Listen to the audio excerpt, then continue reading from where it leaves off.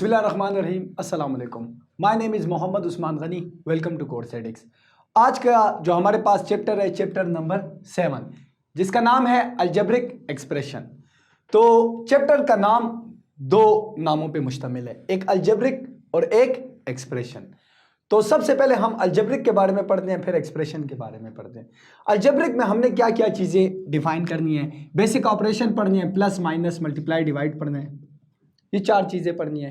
इसके बाद कांस्टेंट पढ़ना है, कोफिशिएंट पढ़ना है, वेरिएबल पढ़ना है, टर्म पढ़ना है, यानी ये तमाम की तमाम चीज़ें हमने किस में पढ़नी है, अलजेब्रिक में पढ़नी है। अब आया बात एक्सप्रेशन हमारे पास किसे कहते हैं। एक्सप्रेशन हमारे पास उस चीज़ को कहते हैं जिसमें कोई इक्वल का साइन ना हो, यानी मैं जितने भी क्वेश्चंस वगैरह करूंगा, जितनी भी डिफिनेशंस वगैरह करूंगा, वहां पर आपको इक्वल का साइन नजर नहीं आएगा। तो हमारे पास एक्सप्रेशन इसे कहती है जहां पर आपके पास इक्वल का साइन ना हो। तो चलिए स्टार्ट लेते हैं अलजेब्रिक एक्सप्रेशन से। अब हम दो चीजें अलजेब्रिक एक्सप्रेशन की डिफाइन करेंगे, एक है कांस्टेंट, एक है वेरिएबल। दोनों के दरमियान मैंने लगा ली लाइन। अब दोनों में फर्क है, कांस्टेंट और वेरिएबल में फर्क क्या है। कांस्टेंट हमारे पास उस चीज को कहते हैं जो चीज आपके पास कभी भी चेंज ना हो, यानी मैंने इधर लिख लिया नो चेंज, यानी ये आपके पास कभी भी चेंज नहीं होगी। अब दूसरी तरफ वेरिएबल, अगर ये नो चेंज है तो वेरिएबल आपके पास क्या होगा, चेंज होगा। मैं आपको एक सिंपल सी एग्जांपल दूंगा कि फॉर एग्जांपल हमारी एज चेंज होती है वक्त के साथ, टाइम के साथ हमारी एज चेंज होती है, टाइम के साथ हमारा वेट चेंज होता है, टाइम के साथ हमारी हाइट चेंज होती है। तो ये जो हमारी हाइट का चेंज होना है, हमारे वेट का चेंज होना है, हमारी एज का चेंज होना है, ये सब की सब चीजें वेरिएबल है। फॉर एग्जांपल हमारा नाम है वो चेंज नहीं होता, तो वो हमारे पास क्या कहलाता है, कांस्टेंट। अब आया कांस्टेंट और वेरिएबल का मैथ्स में क्या रोल है, वो मैं आपको बताता हूं। आपने देखा होगा फॉर एग्जांपल एक एक्सप्रेशन लिखे 2x + 1, तो जिस नंबर के साथ जो नंबर बिल्कुल अकेले वो आपके पास कहलाएगा कांस्टेंट। तो क्या 2 अकेले के 1 अकेले ना, तो 1 आपके पास हो गया कांस्टेंट।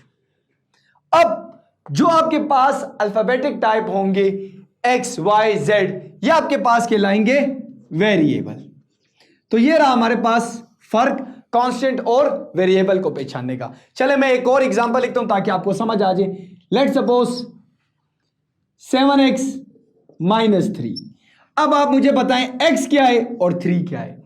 x हमारे पास हो गया वेरिएबल और 3 हमारे पास, हर एक जगह पे इसका नाम 3 होगा, ये कभी भी चेंज नहीं होगा, इसका नाम है हमारे पास कांस्टेंट। तो अब हमारे पास जो उसका नेक्स्ट टॉपिक है उसका नाम है कोफिशिएंट। कोफिशिएंट हमारे पास किसे कहते हैं, कोफिशिएंट हमारे पास कहते हैं कि अ मल्टीपल ऑफ वेरिएबल, यानी वेरिएबल के साथ जो मल्टीप्लाई करके लिखा होता है उसे हम कहते हैं कोफिशिएंट। लेट्स सपोज मैंने एक एग्जांपल लिख ली 2x, तो ये वेरिएबल के साथ मल्टीपल क्या लिखे 2, तो 2 को हम कह देंगे 2 इज कोफिशिएंट। अब मिसाल है तो मैंने लिख दिया 5x + 1, तो मल्टीपल 1 लिखा हुआ है x के साथ या 5 लिखा ना, तो 5 इज कोफिशिएंट। एक और एग्जांपल बता दूं ताकि आपको मुकम्मल क्लियर हो जाए। 9x - 3, अब 9, ये वाला 9 कोफिशिएंट है या ये वाला 3, तो हमारे पास मल्टीपल में कौन लिखे x के साथ, 3 तो नहीं लिखा ना, 9 लिखे ना, तो 9 इज कोफिशिएंट। अब मैं लास्ट में आप लोगों को एक ऐसा इक्वेशन लिखूंगा जिसमें आपको ये तमाम चीजें क्लियर हो जाए। लेट्स सपोज एक एग्जांपल मैं लिखता हूं, आपको तमाम चीजें क्लियर हो जाएंगी। 5x + 1 = 4। अब यहां पर देखें 5 आपके पास मल्टीपल फॉर्म है ना वेरिएबल के साथ, तो इसका नाम हो गया कोफिशिएंट। अब x का नाम हो गया वेरिएबल, प्लस आपको जैसा पता है प्लस माइनस मल्टीप्लाई डिवाइड का नाम है बेसिक ऑपरेशन। इन सब को बेसिक ऑपरेशन कहते हैं। तो बताएं यहां पर मैं प्लस को क्या कहूंगा, बेसिक ऑपरेशन। अब ये नंबर तो मल्टीप्लाई नहीं हो रहा ना वेरिएबल के साथ, तो इसका नाम हो गया कांस्टेंट। इक्वल की वजह से इसका नाम इक्वेशन। फिर ये भी मल्टीप्लाई नहीं हो रहा वेरिएबल के साथ, इसका नाम भी कांस्टेंट।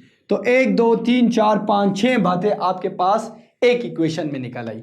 तो ये रहा हमारा आज का टॉपिक। अगर आपको ये वीडियो पसंद आई है तो हमारा यूट्यूब चैनल सब्सक्राइब करें, फेसबुक पेज लाइक करें और इस वीडियो को शेयर करें। शुक्रिया।